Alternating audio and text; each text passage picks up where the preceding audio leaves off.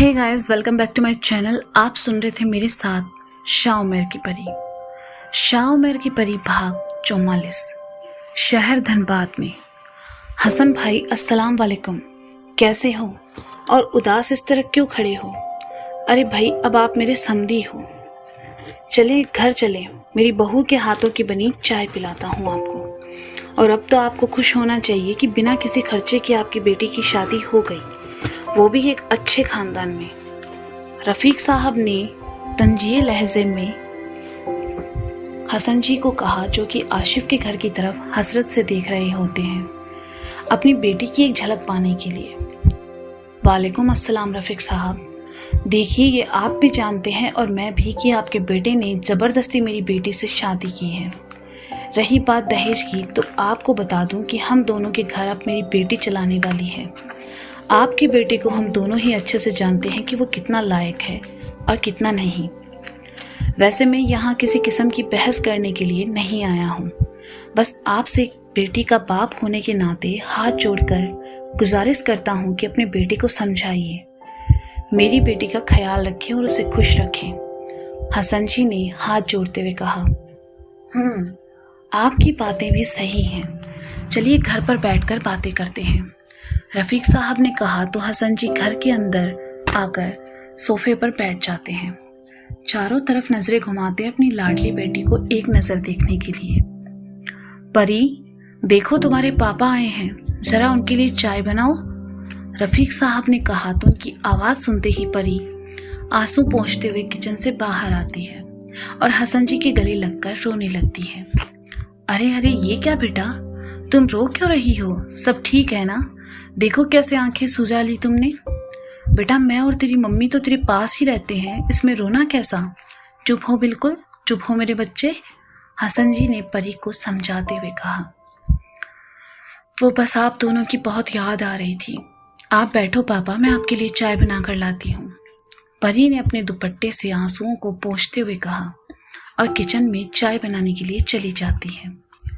अरे अंकल, सुबह सुबह यहाँ? बेटी से दूरी बर्दाश्त नहीं हुई ना? अपने कमरे से अंगड़ाई लेते हुए आशिफ ने कहा। वो बेटा, बस परी को देखने का दिल था और रफीक साहब ने चाय का कहकर बुलाया तो चला आया। अच्छा, वो सब तो ठीक है, मगर मुझे नहीं लगता कि आपको इस तरह सुबह सुबह अपनी बेटी के ससुराल में आना चाहिए, वो भी शादी के दूसरे दिन ही। बेटी के घर का पानी भी नहीं पिया जाता और आप चाय पीने बैठ गए, आशिफ ने सोफे पर बैठते हुए कहा। आशिफ की बातें सुनकर हसन जी का दिल भर आता है। वो सोफे से उठते हुए कहते हैं, ठीक है बेटा, मैं चलता हूँ, तुम दोनों अपना ख्याल रखना। हाँ, जैसे तुम पहले हमारे घर आते थे वैसे ही आते रहना। हम तुम्हें अब पहले से ज़्यादा इज्जत और मोहब्बत देंगे। अब तुम सिर्फ आशिफ नहीं, हमारी परी के शौहर हो। ज़रूर अंकल, वैसे भी ये घर हो या वो, सब मेरा ही है। आप तो यहाँ बस एक किराएदार हैं, है ना पापा? आशिफ ने रफीक साहब की तरफ देखकर कहा। तो हसन जी उदास होकर घर से निकल जाते हैं। पापा कहाँ गए? मैंने चाय बनाई थी उनके लिए, किचन से चाय की ट्रे लेकर आती हुई परी ने कहा। अच्छा थोड़ी लगता है बेटी के घर सुबह सुबह आना, इसलिए वो चले गए। लाओ चाय मुझे दो, जरा पीकर तो देखो तुम्हारे हाथ की पहली चाय, वो भी मेरे घर के किचन से, आशिफ ने चाय की कप ट्रे से उठाते हुए कहा। तुमने पापा से ऐसा क्या कहा आशिफ कि वो बिना बताए बिना मुझसे मिले ही चले गए? परी ने गुस्से से देखते हुए कहा। लगता है रात का थप्पड़ भूल गई हो तुम। ज़्यादा बोलो नहीं, वरना खामखा मेरा हाथ फिर उठ जाएगा। जाओ, जाकर चुपचाप नाश्ता बनाओ, आशिफ ने डांटते हुए कहा। तो परी खामोशी से वहाँ से चली जाती है। ये सब क्या है आशिफ? तुमने शादी की पहली रात को ही अपनी बीवी पर हाथ उठाया। बेटा, ये रवैया तुम्हारा शर्मनाक है। औरत पर हाथ उठाना अच्छी बात नहीं है। औरत को प्यार से समझाओ तो वो हर बात समझेगी। तुम इस तरह उसे मारोगे तो वो तुमसे बगावत पर उतर आएगी। औरत के प्यार को पाने का तरीका प्यार ही है, रफीक साहब ने आशिफ को समझाते हुए कहा। पापा प्लीज़, आप मुझे ज्ञान ना दें और अपने काम से काम रखें। मुझे जो सही लगेगा वही करूँगा, आशिफ ने कहा। तो रफीक साहब खामोश हो जाते हैं।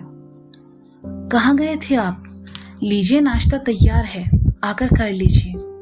حسن جی کو گھر پر آتا دیکھ کر نادیہ جی نے کہا، گیا تو تھا اپنے دل کے ٹکڑے سے ملنے، مگر اب لگتا ہے اس سے ملنے کے لیے ہمیں اجازت لینی پڑے گی، اس کے اس بدجات شوہر سے۔ حسن جی نے ناشتے کی ٹیبل پر بیٹھتے ہوئے غصے سے کہا، ایسا کیوں کہہ رہے ہیں آپ؟ بھلا اپنی بیٹی سے ملنے کے لیے ہمیں کسی کی اجازت کی ضرورت کیوں ہے؟ آپ ایسے ہمت مت ہاریے، سب ٹھیک ہو جائے گا۔ آپ نے آصف کو جو کہا وہ بالکل ٹھیک ہی تھا، ایسی گری ہوئی حرکت کرے گا آصف میں نے سپنے میں نہیں سوچا تھا، کہتا تھا پیار کرتا ہے پری سے۔ نادیہ جی نے بھی غصے میں کہا، کچن میں کام کرتے ہوئے پری دل ہی دل میں ٹھان لیتی ہے کہ وہ آصف کو سبق ضرور سکھائے گی اور اس کے چنگل سے عمیر کو بھی بچائے گی، بس اسے انتظار رہتا ہے صحیح موقع کا۔ دوسری دنیا، جعفران قبیلہ۔ نفیسہ بیٹا، تم سب نے کہا تھا کہ آئینے سے تم سب پری سے ملی ہو جس سے عمیر محبت کرتا ہے، تو پھر آج اس آئینے سے دوسری طرف کیوں نہیں دکھائی دے رہا؟ شاہ کونین نے کہا، ہاں دادا ابو، میں تو پری بھابھی کے گھر بھی گئی ہوں اس آئینے سے، آپ ہی دیکھو کس وجہ سے دونوں دنیا کا راستہ شاید بند ہو گیا، لیکن کیوں؟ آپ دیکھو نا دادا ابو۔ نفیسہ نے کہا، نہیں میری بچی، اس آئینے کو کسی نے اپنے قبضے میں کر رکھا ہے، اسی لیے یہ اس کی مرضی کے بنا کام نہیں کر رہا، ہو نہ ہو یہ ضرور کسی انسانی عالم کا کام ہے۔ اب تو مجھے عمیر کی اور زیادہ فکر ہو رہی ہے، کیونکہ وہ عالم جو کوئی بھی ہے بہت طاقتور ہے، ورنہ اس آئینے پر ایسا جادو۔ شاہ کونین نے پریشان ہوتے ہوئے کہا، اب کیا کریں گے ہم دادا ابو؟ نفیسہ پریشان ہوتے ہوئے کہتی ہے، سوچنے دو مجھے ذرا اور ساری باتوں کو سمجھنے دو، جاؤ جا کر تم کچھ کام کر لو، تب تک میں سوچتا ہوں۔ اور ہاں حنیف بیٹے، تم بھی اپنے گھر کو جاؤ، تمہیں بھی کام ہوگا۔ شاہ کونین نے کہا تو دونوں اپنے اپنے کاموں میں لگ جاتے ہیں۔ مریم، میں نے سنا ہے کہ تم نے شہزادے التمش سے شادی کے لیے ہاں کہہ دی، مگر وہ تم سے شادی کرنا کیوں چاہتا ہے، جبکہ جنگ میں اس کے ابا کا قتل ہمارے یہاں ہوا تھا؟ امائرہ نے محل کی بالکنی میں خاموش کھڑی مریم سے کہا، امائرہ بھابھی، آپ کو تو پتہ ہی ہے میں نے عمیر سے محبت کی تھی، دوبارہ آپ کسی سے محبت کرنے کی ہمت مجھ میں نہیں ہے، اس لیے جو عشق کرتا ہے اسی کو ہاں کر کے اس کو خوش کر دیا میں نے۔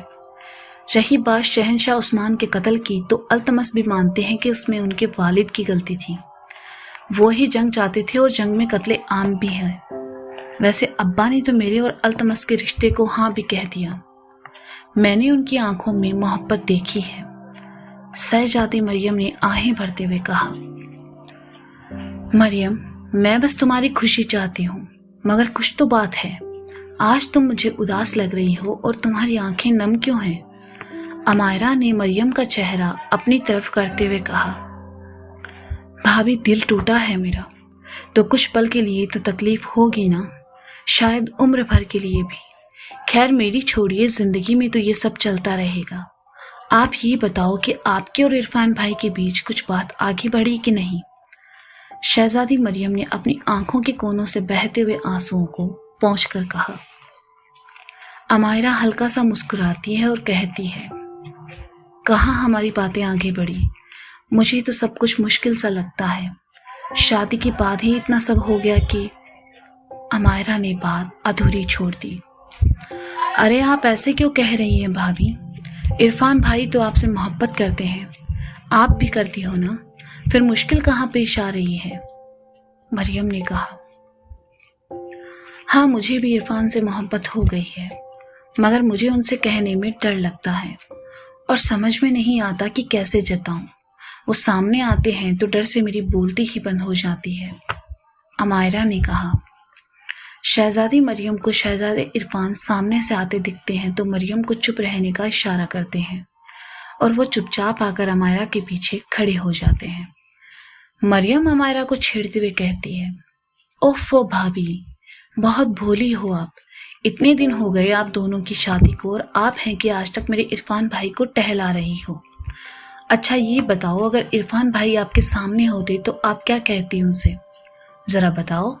اچھا چلو سمجھ لو کہ میں عرفان بھائی ہوں. آپ جلدی جلدی بولو جو بھی انہیں بولنا ہو. میں کیا کہوں گی؟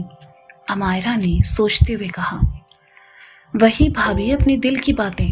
چلو اب مجھے بتاؤ، میں عرفان بھائی کو بتا دوں گی آپ کی طرف سے. آپ ایسا کرو، اپنی آنکھیں بند کر کے ساری بات کہو، میں سن رہی ہوں. شہزادی مریم نے کہا. اچھا ٹھیک ہے. امائرہ کہتے ہوئے آنکھیں بند کر لیتی ہے تو اس کے سامنے سے مریم ہٹ جاتی ہے اور شہزادے عرفان آ کر کھڑے ہو جاتے ہیں. اب بولو بھی امائرہ، مریم نے سائیڈ ہو کر کہا. 1 منٹ بول رہی ہوں، امائرہ گلا صاف کرتے ہوئے کہتی ہے. عرفان، پہلے میں آپ کا شکریہ ادا کرنا چاہوں گی کہ آپ نے ہمیشہ میرا ساتھ دیا. میں آپ کو بس ایک محل کی شہزادی کی حیثیت سے جانتی تھی، مگر جیسے جیسے آپ نے ملنا جلنا ہوتے گیا، آپ کو جاننے کا موقع بھی ملا.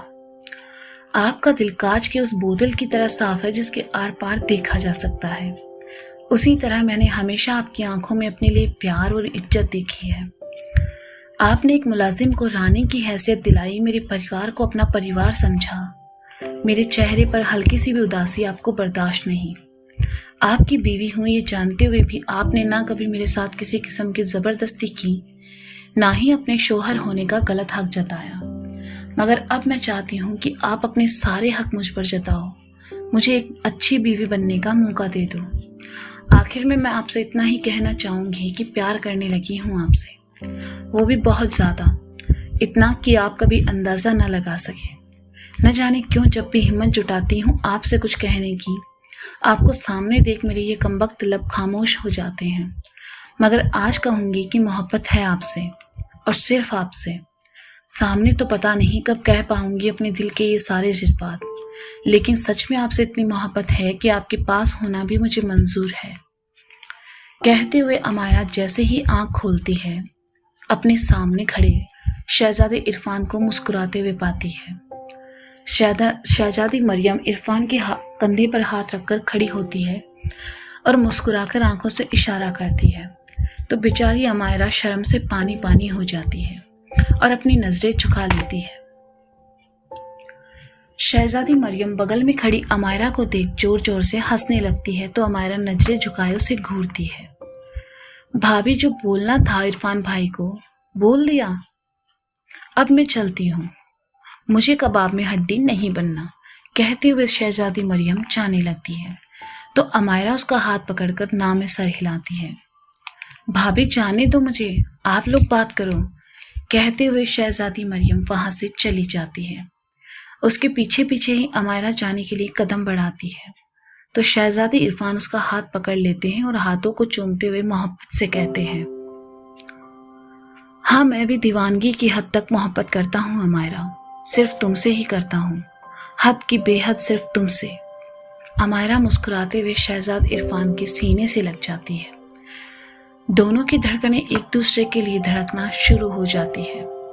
سامنے محل کے باغیچے میں خوبصورت گلاب کی کلیاں کھل کر پھول بن جاتی ہیں، مانو ایسا لگ رہا ہو جیسے سب ان کے اس ملن پر بے حد خوش ہو. کہہ رہے ہو خوشامدید محبت کی دنیا میں. تو دوستو، یہ تھا شاہ عمر کی پری بھاگ 44. اس کا اگلا بھاگ آپ جلد ہی سنیں گے میرے ساتھ. تب تک کے لیے شکریہ، بائے بائے، اپنا خیال رکھیں اور سنتے رہیں شاہ عمر کی پری.